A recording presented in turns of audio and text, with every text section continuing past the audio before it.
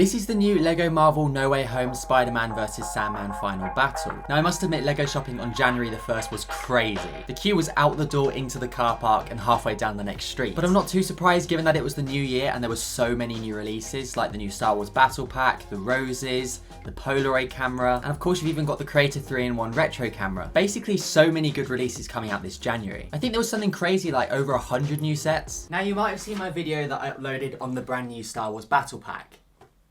Yes, it was an empty box. And you might know that I also managed to finally pick up the Yavin base. You wouldn't understand how many times I've nearly taken the bait and bought this set, but at 20% off, yeah, I really wasn't going to say no this time. I cannot wait to get my hands on these minifigures.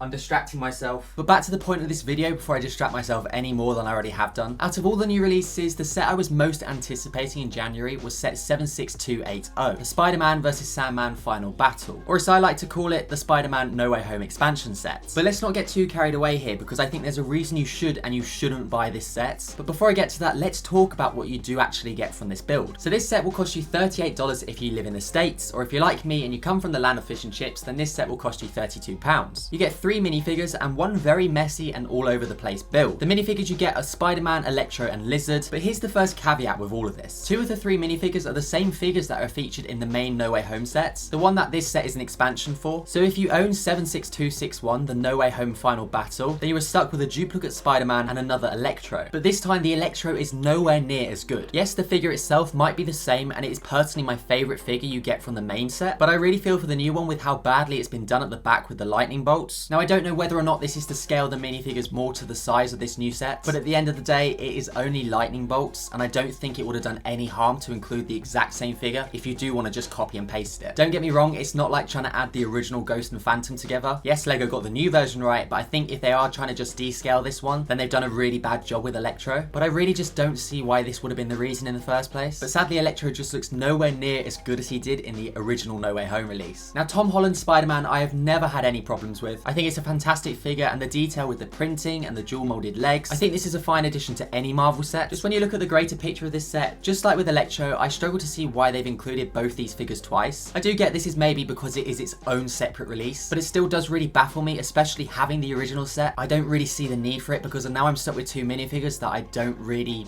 have anything to do with. Now the only new minifigure that you do get is indeed Lizard. Now it's great to finally get Lizard added to this scene. My only thought is this should potentially be a big fig rather than normal minifigure scale. Even within the movies you can tell that Lizard clearly isn't the scale as everybody else, so he should have really been a big fig. So again, I think this is just another reason why LEGO are sort of skimping out on this set quite a bit. Now it would have been much nicer to get a Sandman figure included at minifigure scale along with his much larger transformation, and maybe it would have been cool to get an Aunt May minifigure rather than the reused Electro and Spider-Man. One of my lights just died, so that's pretty inconvenient. But with everything that happened to Aunt May in the film, without giving too many spoilers away, but I guess the film has been out for years now, so if you're watching this video you should really know exactly what happens. But I don't really see a chance for her to be included within a Spider-Man set for a while, so I do feel LEGO potentially missed a trick with this one, and it would have been a nice minifigure to be included, especially as this is an expansion set. But if we move on and have a look at the actual build, now to me it is very messy, but I do quite like it. You get a large bust of Sandman which can be rotated and moved around within the center of this set, along with another scaffolding beam and some form of electricity pylon, which are both being destroyed by Sandman in the center. There's also another sling ring portal which you can use to display any minifigure you want to come through, and all of this sits on top of the same black display that you get in the main No Way Home set. But here is the reason why I don't think some of you should get this set. On its own like this, I think it's just way too overpriced, and I don't particularly like the design along with the mainly reused minifigures. It's very expensive for what you do get, and it just seems way too small and a bit too much all over the place. Now the reason I was so excited to get this, and it was the main release that I wanted to pick up in January, but you probably wouldn't think that with the amount of criticism that I just gave this, but as I'll show you now, and I'm sure most of you are aware, the build can indeed be detached from the main display and inserted into the head of the Statue of Liberty set. I will be showing you on the screen now, but this creates so many display features. Like right now I'm choosing to have Electro coming out the top with Lizard over here with the portal, and then Sandman, like I don't know what he's doing with his hand, but he's holding on to Liberty. Honestly, this gives so many features to this set. You can display it as many times as you want in so many different ways. All you have to do is remove the mini Sandman, which now funnily looks like something out of the Addams Family.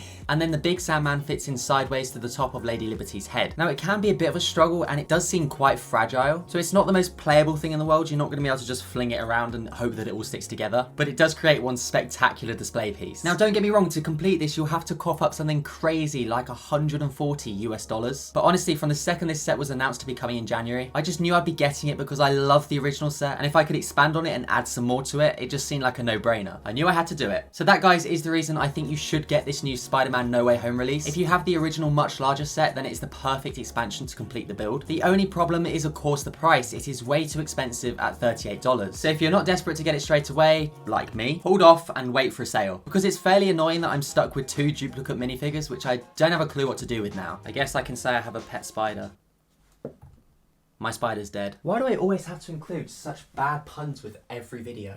But overall, when you look at the bigger picture, I'm so happy that LEGO have made this expansion set. Yes, the price may be too high. The minifigures aren't exactly the greatest choice besides Lizard, but then even saying that, it's not the greatest figure itself. I guess it kind of just completes the set. But when you bring all of it together and you put both into one, it's a fantastic display piece, and it does the movie itself, No Way Home, a great amount of justice. Don't get me wrong, it is a very clear money grab from LEGO, and I think you should only get it if you do have the original build or if you're willing to buy both at once. But I'm so glad I got this on January the 1st. Let me know your thoughts on it below. I'll leave a link on the screen now to my review of the original set. Consider subscribing to support the channel if you are new. Otherwise, have a great rest of your day, everybody. Bye, guys.